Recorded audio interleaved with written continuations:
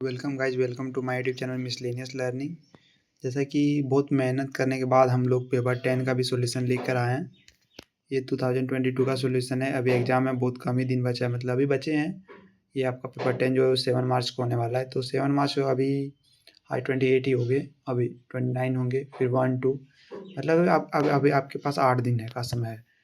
तो सोचा कि जब सॉल्यूशन हो ही गया तो मैं इसका आप लोग को सॉल्यूशन भी डाल ही देता हूँ इस बार, क्योंकि थोड़ी प्रॉब्लम की वजह से मैं नहीं डाल पा रहा था और वीडियो भी लाइव नहीं आ पा रही थी।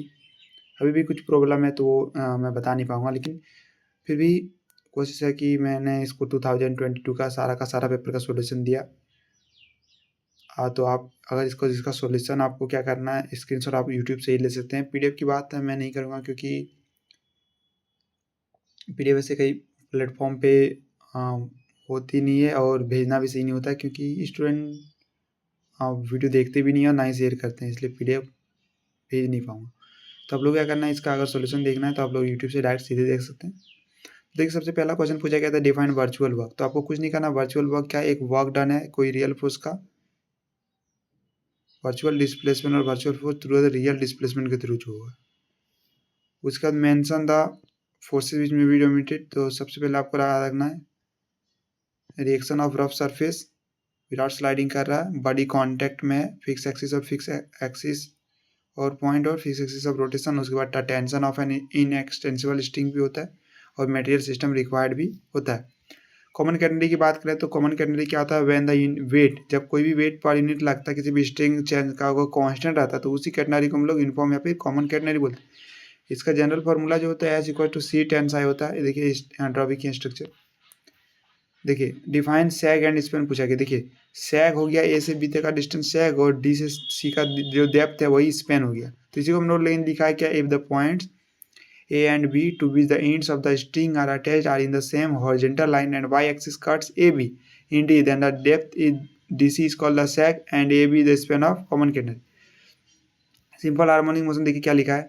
Simple harmonic motion is defined as the periodic motion of the point along a straight line such that its acceleration is always towards a fixed point in that line is proportional to its distance from that point. तो इसका जो equation होगा f equal to minus K X या फिर q equal to minus omega square X K equal, या कहीं कहीं आप लोगों को मिलेगा D two square X by D T square X equal to minus mu x.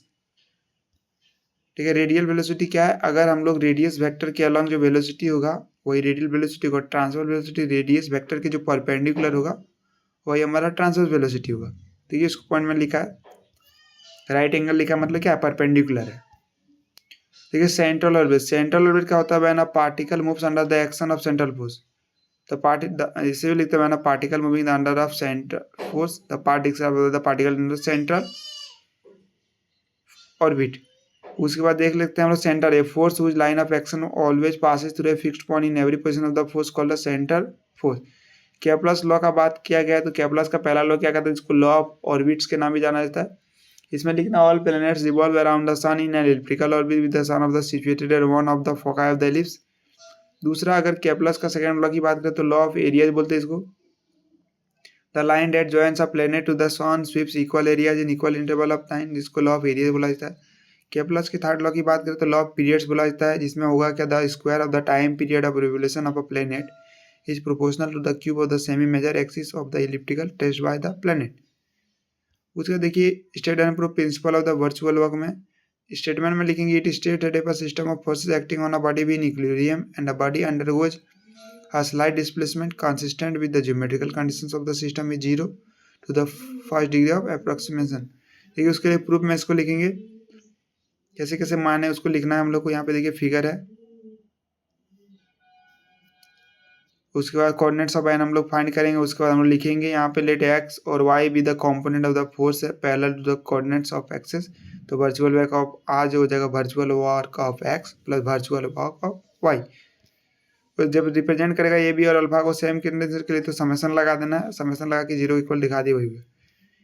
देखिए दूसरा क्वेश्चन है A 6 equal uniform rods each of weight W. तो देखिए इसमें सबसे पहले हम लोग हेक्सागोन का प्रत्येक साइड को ए मान लिए, ठीक है, और जी उसका सेंटर ऑफ ग्रेविटी जो कहाँ पे लग रहा है? ओ एन के थ्रू। कहाँ पे लग रहा है? ओ एन के थ्रू। उस पर कितना वॉट लगेगा? 6 वेट लगेगा, क्योंकि 6 चारों 6 कोना की त्रिभुज और टेंशन लगता है टी कहाँ पे सी एफ पे लग रहा है। तो हम लोग को सबसे पहला एक फाइंड करना होगा टेंशन और एक भी हम लोग को वर्क डन।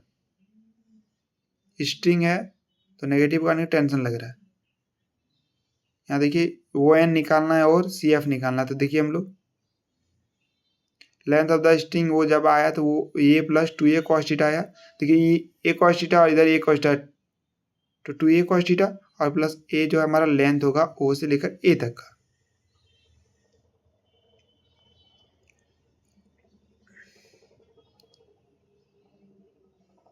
उसके बाद हम लोग लिखेंगे इसको वर्चुअल वर्क के लिए -6w del A sine theta minus T del A plus 2a cos theta equal to 0। तो यहाँ पे T equal to 3w cot theta equal to आया, थीटा इक्वल टू 0 नहीं होगा, डेल थीटा इक्वल टू 0 नहीं होगा था।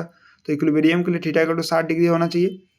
तो 60 का वैल्यू रखेंगे तो 1/√3। तो ये √3 से 3 एक बार में √3 जाएगा तो वो w√3 इसका प्रूफ आएगा। देख calculate the work done by tension.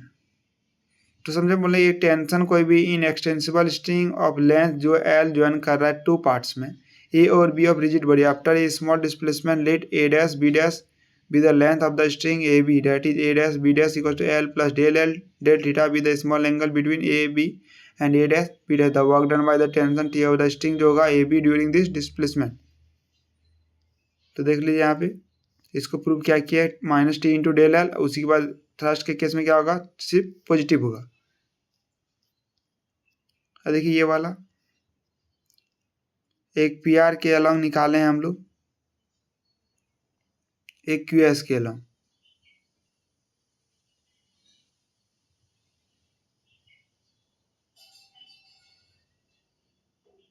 P R और क्यू एस के अलॉन्ग एक का माने थे हम लोग एल, एक का एल डैश, एक का टेंशन टी, एक का टी डैश। उसके बाद हम लोग सिमिलरिटी किए और अगेन ऐड करके सब्ट्रैक्ट कर देंगे और सब्ट्रैक्ट करने के बाद उसको क्या करना है डिफ्रेंशिएट कर देंगे एक बार। डिफ्रेंशिएट करने के बाद इक्वेशन 1 को 4 से डिवाइड कर देंगे तो रिजल्ट आएगा T by L plus T dash by L dash equal to 0। देखिए ये वाला x equal to C log 10 psi plus 6 psi. इसमें लिखना है कि सी हमारा जो लोवेस्ट पॉइंट है स्ट्रिंग का, किसी भी पॉइंट पे string side at C P जो है होगा हमारा क्या होगा एस होगा। तो हम लोग टेंशन सी पे मानेंगे और P B respectively T naught and T. C पे टी नॉट और पी पे टी मान लेंगे। तो उसके लिए क्या कंडीशन होगा इक्विलिब्रियम होने के लिए tension T at P along L P और tension T naught C along horizontally and 3 मान लेंगे it's weight W S acting क्या कर रहा है vertically downwards through the centre of gravity of the arc C P where W is the weight of the string per unit length. उसके लिए पहला जब सॉल्यूशन होगा इक्विलिब्रियम कंडीशन के लिए तो T cos psi equals to जो हो जाएगा टी नॉट और T sine psi equals to W S हो जाएगा इक्वेशन नंबर 2 और 1। तो इसको क्या करना है इक्वेशन 2 को डिवाइड कर देंगे इक्वेशन नंबर 1 से। तो tan साई बराबर आ जाएगा W S by T not और डब्ल्यू एस और टी नॉट का वैल्यू हम लोग डब्ल्यू सी पढ़े थे तो एस बाई सी हो जाएगा इसलिए S equal to C tan psi. उसके बाद इसको क्या करना इक्वेशन नंबर 3 मान लेंगे और एस इक्वल टू टेन और tan साई को हम लोग पढ़े थे टेंजेंट को डिवाई बाई डी एक्स भी लिख सकते हैं वही टेंजेंट था हमारा तो डिवाई बाई डी एक्स लिखे। उसके बाद क्या करना है क्रॉस मल्टीप्लिकेशन करके एक बार डिफ्रेंशिएट करेंगे विद रिस्पेक्ट टू एक्स। एक बार डिफ्रेंशिएट करने के बाद हम लोग क्या करना है इसको 1 plus D Y by D x का whole square equal to C into d two y by D x का होल स्क्वायर और d S by D x हम लोग पढ़े थे इसमें पहले। तो यहाँ से होगा इंटीग्रेट करेंगे, इंटीग्रेट करने के बाद एक बार फिर इंटीग्रेट करेंगे और एक्स इक्वल टू पास करें तो एक्स इक्वल टू 0 हो जाएगा और यहाँ से इक्वल टू 0 तो X equal to C log D Y by D X plus under root 1 plus D Y by D x का होल स्क्वायर तो X equal to C log 10 psi plus 6 psi prove हो जाएगा। देखिए इसका uniform chain वाला है इसमें proof क्या करना देखिए हम लोग सबसे मान लेंगे कि लेट साइज जो है इंक्लिनेशन है टेंजेंट का है टी एट ए पे to the axis by the question the tension at A x y equals to n into tension at the lowest point P. तो T equals to n T naught तो T equals to W y होता है और n T naught equals to W C होता है तो W W cancel हो जाएगा और T equals to W y और T naught equals to W सी लिखे तो वाई इक्वल्स टू जो हमारा हो जाएगा एन सी हो जाएगा। तो y equal to N C जब हो जाएगा तो y इक्वल टू सी से एक्स आया जानते हैं हम लोग, और वही सी से एक्स का वैल्यू यहाँ पुट करेंगे तो सी सी कर लेगा तो y इक्वल टू जानते हैं, तो इसलिए सेक साइज जो है हमारा n के इक्वल हो जाएगा। तो हम लोग को सी ए जो यहाँ आर्क पता है L/2 दिया हुआ क्वेश्चन में, तो S equal to C tan psi जानते हैं, तो एस का जो वैल्यू होगा L/2 के इक्वल और सी और टेन साइ का तो अभी वैल्यू निकाले ना, अंडर सेक स्क्वायर साइ -1 और सेक साइ का वैल्यू n, तो अंडर n स्क्वायर -1, तो सी का value 1/2 into under n square -1, इसलिए x equal to C log sec psi plus tan psi होता है, तो 1/2 इंटू अंडर n स्क्वायर -1, ये हमारा सी का वैल्यू है लॉग, और इसका n हो जाएगा सेक साइ प्लस, अगर टेन साइ बोले तो अंडर रूट सेक स्क्वायर साइ मतलब तो n स्क्वायर -1, तो ये हमारा इसमें आ जाएगा 2x होता है, तो 2 से गुना तो नीचे वाला 2 टर्म काट जाएगा। ये प्रूव करना t equal to W by, तो सेम वही कंडीशन थ्योरी में लिखना है। थ्योरी में लिखने के बाद हम लोग को यहाँ से सेम प्रूव करते हुए जाना है। x equal to C log psi log x equal to C log ten psi plus sec psi prove करना है, फिर y equal to C cos hyperbolic b, और उसके बाद हम लोग फिर यहाँ से y square equal to C square plus S square prove करेंगे, और y equal to C sec psi prove करेंगे, और t sine psi equal to W S, तो t equal to W C sec psi t equal to W by same prove करना है। Heavy uniform वाला है ये, देखिए इसको भी सेम प्रूव करना है।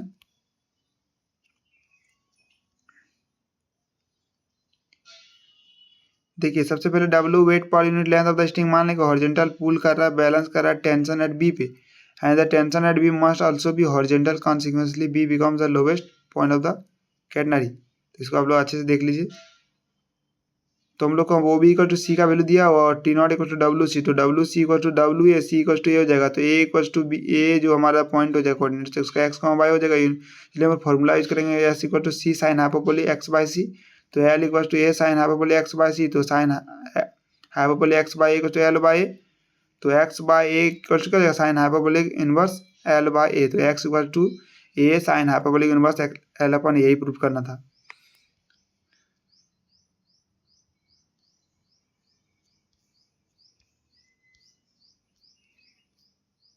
देखिए हम लोग को x equal to A cos omega T plus B, और उसको एक बार रिस्पेक्ट करेंगे t का डिफरेंशिएट के साथ, तो dx बाई डी टी हो जाएगा minus A into under root mu sign,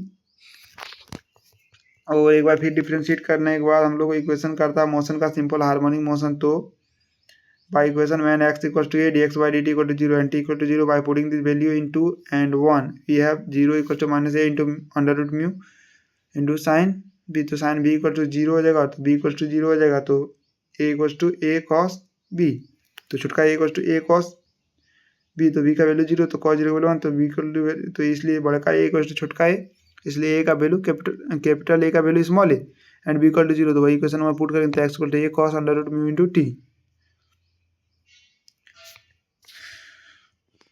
क्या बोल रहा है कि कोई पार्टिकल रेस्ट से मूविंग करता है जो इसका टाइम पीरियड दिया हुआ है कि D two square X by D T square minus mu X होता है, और periodic time T equal to pi under root mu, और बाई क्वेश्चन से कैपिटल टी का वैल्यू 18 सेकंड दिया है, तो टी इक्वल टू, तो यहाँ से म्यू का वैल्यू निकालेंगे, म्यू का वैल्यू आएगा पाई स्क्वायर बाई 18, यानी कि अंडर रूट म्यू का वैल्यू निकालेंगे तो पाई बाई 9, तो एक्स इक्वल टू हम लोग को पता है A cos under root mu into T, तो म्यू का वैल्यू हो जाएगा पाई बाई 9, तो पाई बाई 9 पुट करेंगे तो ए का वैल्यू यहाँ से निकल जाएगा जो हमारा रिक्वायर्ड एम्पलीट्यूड होगा, और एक्स इक्वल टू 10 मीटर तो पहले दिया हुआ है, तो मैक्सिमम वेलोसिटी होता है under root mu into A, यहाँ पर A into under root mu, तो उसका वैल्यू यहाँ रखेंगे तो 20 पाई बाई 9 मीटर पर सेकेंड, उसका velocity at the end of the, तो हो जाएगा under root mu into under root X square A square minus X square, उसका वैल्यू यहाँ रखेंगे। देखिए यहाँ पे हम लोग को रेडियल वेलोसिटी और ट्रांसवर्स वेलोसिटी प्रूव करना है, तो रेडियल वेलोसिटी को displacement along OP in time T, और अगर ट्रांसवर्स वेलोसिटी की बात करें तो वो हो जाएगा displacement perpendicular OP in time del T, वो इसको प्रूव किए हैं। उसके बाद दूसरा क्वेश्चन है कि यहाँ पे दिया था कि जो रेडियल और ट्रांसवर्स वेलोसिटी है किसी पार्टिकल का प्रोपोर्शनल है एक दूसरे का, तो इक्वेशन ऑफ द पाथ इसमें से इक्विएंगुलर स्पाइरल करने का, तो देखिए हम लोग को क्वेश्चन में जो दिया उसको करना है, तो radial velocity D R by D T होता है, वो डायरेक्टली प्रोपोर्शनल ट्रांसवर्स वेलोसिटी का निकाल डी टी बाई डी, तो यहाँ पे लैम्डा कांस्टेंट मान लिया, आप के भी कांस्टेंट मान सकते हैं, कुछ भी मान सकते हैं, सी भी मान सकते हैं, तो D R by D T इसको क्या करना है इंटीग्रेट करना है, तो हम लोग ये आर को डिवाइड कर दिए नीचे, और ये डी टी को उधर जाके ये क्रॉस हो जाएगा और मल्टीप्लाई हो जाएगा, उसके बाद इसको इंटीग्रेट किए तो log r equal to lambda into theta plus log K, और log वाला टर्म को एक साथ लाएंगे तो r बाई के इक्वल टू ई पे पावर लैम्डा इंटू थीटा, तो r इक्वल टू के इंटू ई पे पावर लैम्डा इंटू थीटा, वही हमारा रिक्वायर्ड पाथ होगा इक्वी एंगुलर स्पाइरल का। अब यहाँ पे रेडियल एक्सेलरेशन का बात किया है तो वहीं देखिए वहाँ पे वेलोसिटी, हम लोग रेडियल वेलोसिटी के लिए डिस्प्लेसमेंट की तरह रेडियल एक्सेलरेशन के लिए क्या करें, रेडियल वेलोसिटी का यूज करेंगे। तो change in velocity along OP in diameter del T same है, कुछ नहीं करना है, बस ध्यान रखना है यहाँ पे कंफ्यूज नहीं करना है, और यहाँ पे भी ध्यान आप लोग को रखना है।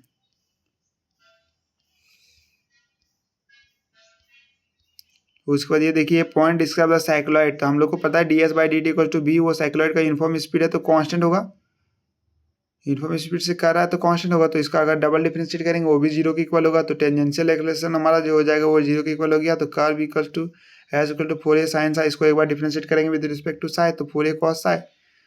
उसके बाद rho equal to D S by D psi equal to rho होता है, तो इसलिए रो इक्वल टू लिख दिए 4a cos साई, और नॉर्मल एक्सेलरेशन हो जाएगा वी स्क्वायर अपन रो, तो वी स्क्वायर का वैल्यू और रो का वैल्यू 4a cos साई, तो रिजल्टेंट एक्सेलरेशन हमारा tangential acceleration under root tangential acceleration का स्क्वायर प्लस नॉर्मल एक्सेलरेशन का square.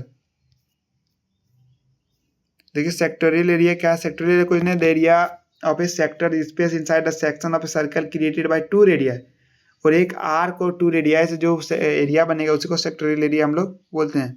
It is fraction of the area of the entire circle, ये देख लेना आप लोग को।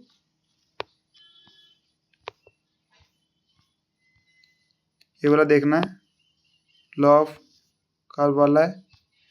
ये था हमारा टोटल सॉल्यूशन पेपर 10 का। तो गाइस वीडियो कैसे लगी कमेंट सेक्शन में जरूर बताइएगा।